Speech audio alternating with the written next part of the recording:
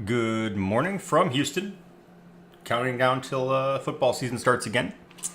I have a little bit more to add on this the FBI, Apple, government, encryption, privacy, President Obama, Congressman Darrell Issa debate.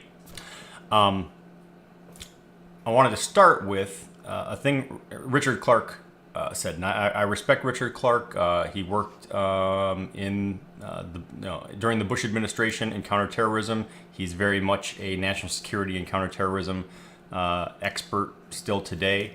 And he did an interview on NPR in which he puts forth, and I agree with, that the battle over encryption and privacy and the limitations on government is a bigger threat to the United States than terrorism.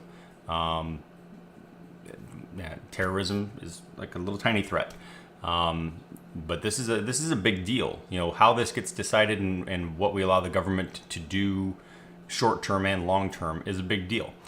So here's what Richard Clarke said on Facebook. There are limits on what we allow police to do to investigate, even if the crime is terrorism. The FBI has a wealth of means to counter terrorism, more than ever before. This is not a period of, quote, going dark. Rather, it is an unprecedented era of a wealth of data available to investigators. They do not also need to destroy encryption, upon which the financial, commercial, and defense industries depend. They do not need to weaken individual privacy rights by compelling a company to undermine its own products. The FBI is seeking a very dangerous precedent in this case to use in other cases, and they are trying to do it on the basis of a 1789 law which did not envision this sort of government compulsion forcing people to write code. Okay, so that was sort of the spark for this little rant. I agree with everything Richard says there. And I had this thought the other day when President Obama was speaking about, that we can't let our smartphones be a black box for intelligence. And what occurred to me is, to Richard Clarke's point about the unprecedented amount of data that the FBI and intelligence agencies in general already have available, it occurred to me that my smartphone is a black box is a ridiculous assertion if you're already monitoring everything else. It's sort of like if you had every room in my house, if you had cameras and microphones in every room in my house, and you were already watching everything I do and listening to everything I do, and you had a GPS location sensor on me, and you knew every time I left the house and everywhere I went, and then also coming back and saying, yeah, but we also need the key to your front door just in case we missed anything. That's sort of the situation, because the law enforcement and intelligence agencies already have the capacity to monitor almost everything. They can already get, your Facebook traffic. They can already get your, phone and text messaging traffic. They can already get a lot of these things. They're already, if you believe, the stuff from Edward Snowden and all the revelations about the NSA, they're already monitoring everything going on. And if they're already monitoring everything going on, why do they also need to undermine encryption? And so I'll end on this point, and I made this point a few months ago in an article on this topic.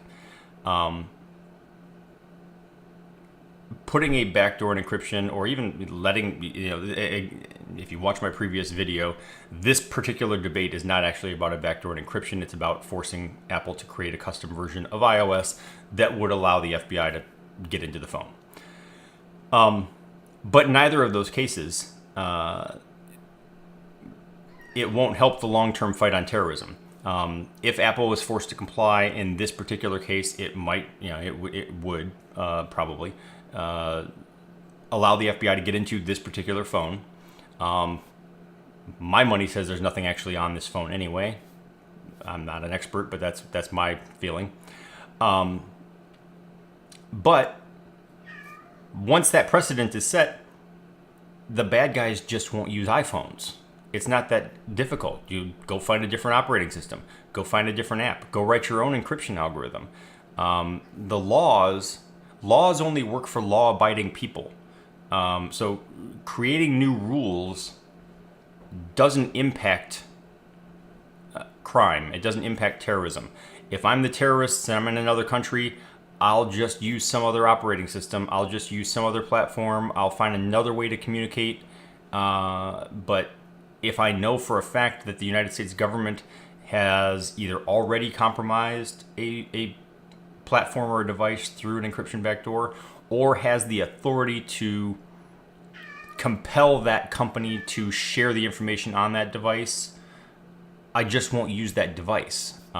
So the only possible outcome of this is that you might catch the very stupidest of the terrorists, which I don't think is really all that helpful. So you should take a look at what Richard Clarke has to say on the topic. Like I said, he's a national security, cyber terrorism expert. And in fact, I don't think he's alone. I mean, if you look at a lot of the actual, national security and cyber terrorism experts and security experts and encryption experts, I believe that they're virtually unanimous that the FBI is on the wrong side of this debate. So, have a good day.